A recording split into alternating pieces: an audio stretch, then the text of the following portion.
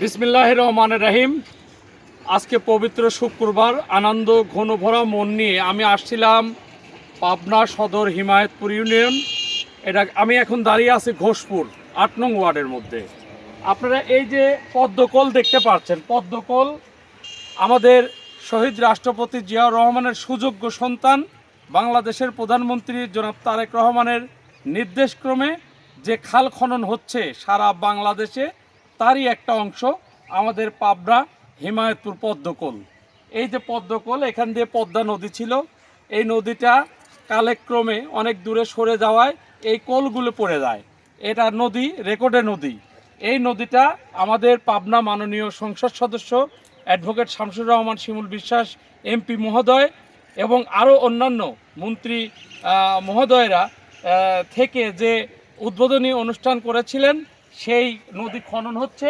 এখন এই শিবগঙ্গায় দাঁড়িয়ে আছি, এটা জাম আছে, এটা জলাবদ্ধতা হয়ে গেছে, এই অঞ্চলটা পুরা ডুবে যায়। আমি এক সময় র্যাবের সহযোগিতায় এই পানিগুলো বের করে দিয়ে এই এলাকার লোকে ফ্লাড অর্থাৎ বন্যার হাত থেকে রক্ষা করছিলাম।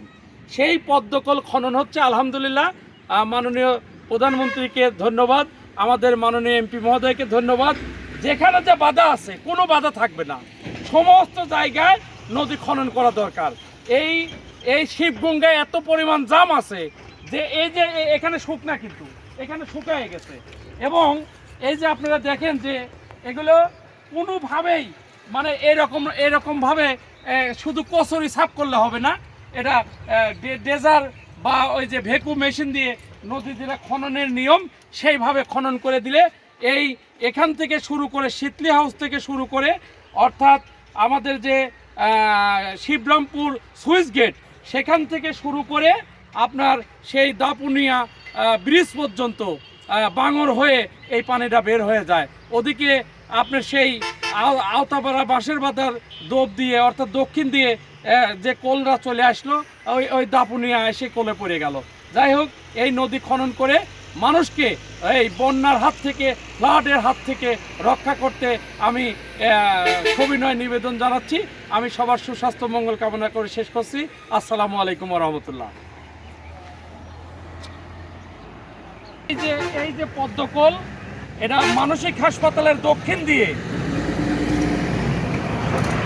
এই যে মানসিক হাসপাতালের দক্ষিণ দিয়ে ঠিক আপনার চর নাজিরপুর হয়ে আপনার একটা দাপুনিয়া ইউনিয়ন পর্যন্ত চলে যাচ্ছে, যাই মালিগাছা ইউনিয়নের সাথে অ্যাড হয়ে চলে যাচ্ছে এই পানি।